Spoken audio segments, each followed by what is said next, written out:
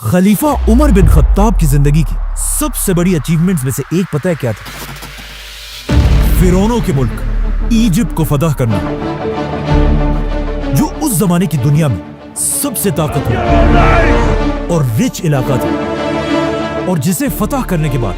पूरी खिलाफत में मुसलमान जश्न मना रहे थे। लेकिन जैसे ही मुसलमानों ने इजिप्ट को फतह किया,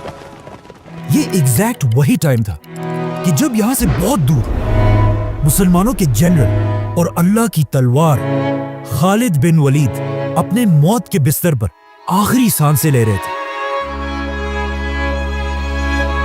But wait, let's go back. इस सबसे 4 साल पहले खलीफा उमर ने खालिद बिन वलीद को मुसलमानों की फौज से निकालकर उन्हें खिलाफत की हर पोस्ट से दूर रहने का हुक्म दिया था,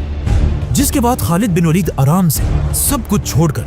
अपने घर चले गए। लेकिन इस टाइम को भी उन्होंने वेस्ट नहीं किया, क्योंकि उन्हें पता था कि उनकी सारी जिंदगी इस्लाम के लिए जंगों में गुजरी है। तो अब पहली बार उन्हें टाइम मिला कि वो तलवार को छोड़कर कुरान को स्टडी करें। लेकिन अपनी ये जिंदगी भी खालिद बिन वलीद सुकून से नहीं गुजार सके,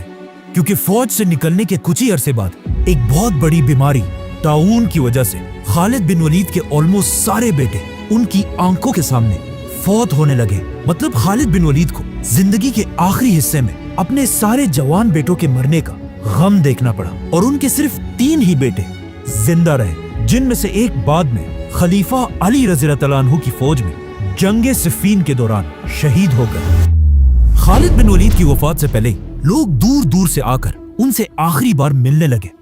जिनमें से एक बहुत ही क्लोज फ्रेंड जब खालिद बिन वलीद से आकर मिले तो खालिद बिन वलीद ने उसे अपने जिस्म पर लगे जख्म दिखाए और उससे पूछा कि क्या तुम्हें मेरे जिस्म पर ऐसी कोई भी जगह नजर आ रही है जिस पर तलवार या नेज़े का कोई जख्म ना हो। उस शख्स ने हैरान होकर कहा कि वाकई आपका जिस्म तो पूरा का पूरा जख्मों से भरा हुआ है। जिस पर खालिद बिन वलीद ने अपने इस दोस्त से कहा कि क्या इन जख्मों को देखकर तुम्हें समझ नहीं आ रही कि मैंने हर जंग में शहीद होने की बहुत कोशिश की है, कि मैं तो अकेले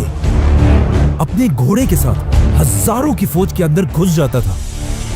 लेकिन फिर भी मुझे कोई ना मार सका और आज मैं यहाँ एक बीमार ऊंट की तरह अपने बिस्तर पर शर्म के साथ मर रहा हूं। जिस पर उनके दोस्त ने कहा कि क्या मतलब, आपको पता नहीं है जब रसूलुल्लाह सल्लल्लाहु अलैहि वसल्लम ने आपको सैफुल्लाह, अल्लाह की तलवार का टाइटल दिया था, उसी वक्त ये बात क्लियर हो चुकी थी कि आपको अल्लाह की तलवार खालिद बिन वलीद को कोई भी किसी भी जंग में तोड़ नहीं सकता।